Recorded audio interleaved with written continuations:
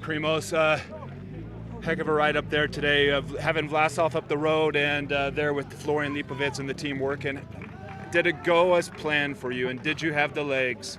Yeah, I don't know how much we lose actually compared to the red jersey. He was in front. Red jersey is behind you, so maybe 15 and 20 seconds behind it. Oh yeah, I mean still a good performance. I mean it was a tough week, tough day today, but I mean still better to gain something, no, than lose 15. So very happy. How did your legs feel when you hit that 24% gradients there in the final 2 kilometers? Better, I mean better. I was more suffering with the less steep gradients. So yeah, the end was quite fine. Were you a bit caught off guard when Enric Mas caught you and then dropped you on a terrain that I think would suit you better? Yeah, I mean, it was hard. I mean, he's in super good shape. He went really good. So yeah, I mean, like I said, sometimes you gain a bit, sometimes you lose. You shouldn't go with the head through the wall. So I'm happy. And just finally, you must be around 45 seconds to O'Connor. And going to the last week, is this good? Yeah. For sure better 45 than 5 minutes 45, so happy. Thank you, Primoz. Castrillo didn't pull wide because he then attacked you at the bottom of the steep part and he won the stage. I mean, it's obvious he wasn't going to pull, you know. If I would have asked him, I was going just with my tempo, and yeah, he attacked, and Vlasov didn't react. I think he just stuck to my wheel, and at the end, yeah, he didn't catch him. You were friends again a few days ago. Are you friends now?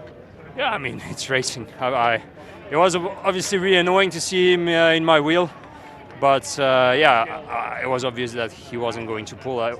The annoying thing from Bora was just in the first part, when Mark and Jay were pulling, they were just making gaps in the downhill. That was not really fair play. But yeah, and then I also didn't understand why Quick Step pulled for Bora, basically.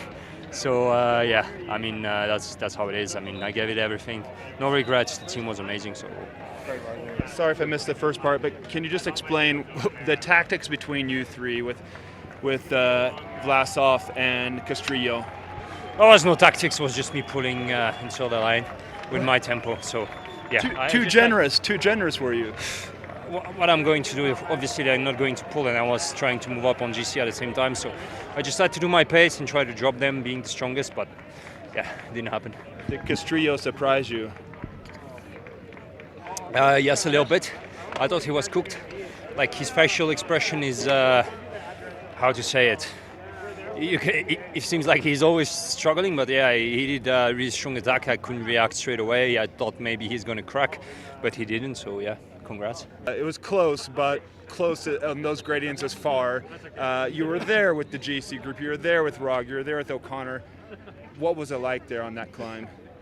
Yeah, it was pretty much every man for themselves. It was a really long climb, so yeah, all the climbing beforehand, it wasn't like the previous mountain stages where it's one big explosion. It was kind of a slow burn, and then yeah, everybody, when it's so steep, you just have to ride your own pace and choose the right gears. What was going on with T-Rex, do you think? What were they doing at the front? I mean, I think they rode a good race. They played it well in the beginning, putting some guys in the early break and having them drop back, and yeah, the race blew up completely on the first climb. And then, yeah, it was a super small group. But yeah, they rode a good pace, and yeah, I mean, it's nice that a GC team actually goes for it. Otherwise, every mountain stage is for the break. So yeah, they did their race, and I think they did a good job. O'Connor, I think, only lost around 20 seconds or so. It's now 43 seconds ahead or so of Primoz. What do you make of that result now with heading into the third week? Yeah, I think, you know, a day like this suits Ben pretty well. It's more of longer efforts, whereas the other days kind of suit Primoz more. Yeah, it's just about managing the effort and limiting the damage. I talked to Pavel Sivkov over there, and asked him about T-Rex pulling, and he said, I don't know, what were they working for? Just working for Team Bora Hansgrohe. Can you explain why your team was pulling today? I think in front there was two guys that can jump on the podium on the GC. So first of all, we try to protect the podium, and second, okay, if Mikel was super nice, he can gain some seconds to the rivals, but the first thing was protect the podium from Sivakov and other guys super strong in front. Cool. Many people expected you to lose the jersey today. Were you optimistic?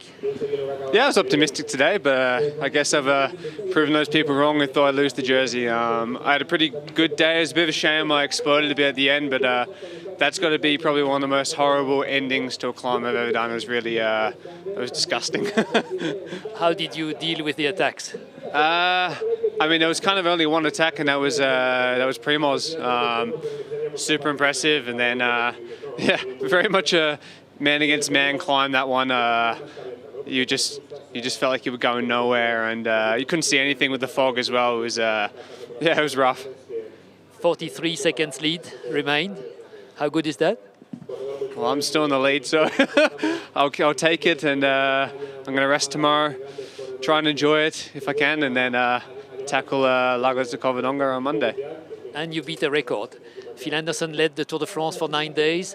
You are the Australians with most lead in the Grand Tour. Oh, that's great. I'm proud. It's what, 10 days now? So yeah, it's pretty special. I mean, it's almost halfway through the course, and yeah, I can just be happy with myself, happy with the boys, and I think it's really a magical moment for myself. Thank you. No worries.